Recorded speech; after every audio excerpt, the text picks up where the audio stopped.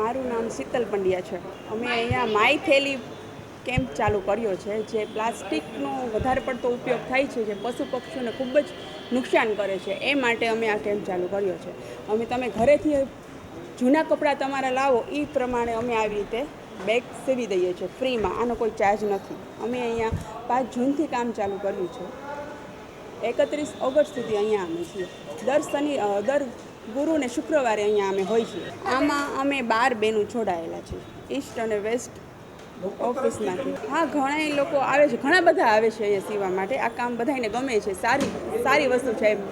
Deepti Agariya, senior community organiser, project શાખા. માયથેલી project ખાસ કરીને સરકારશ્રીનું એક 5 જૂન વિશ્વ પર્યાવરણ દિવસથી શરૂ કરી અને 31મી ઓક્ટોબર 2025 સુધી પ્લાસ્ટિકને જાકારો આપવા માટે અને પ્રદૂષણ મુક્ત રાજ્ય બને, શહેર બને એ માટે વધુને વધુ કાપડની થેલીનો વપરાશ થાય તે દિશામાં આ માયથેલી ઇવેન્ટનું આયોજન છે.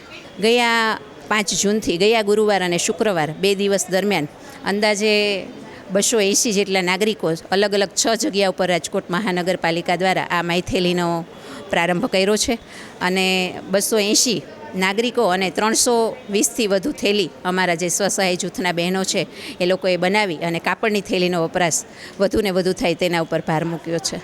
નિઃશુલ્ક આ જે થેલી છે એ નાગરિકો પોતાનું વેસ્ટ કાપડ લઈને આવે અને એમાંથી અમારા સખી મંડળના બહેનો છે એમને નિઃશુલ્ક બનાવી આપે છે.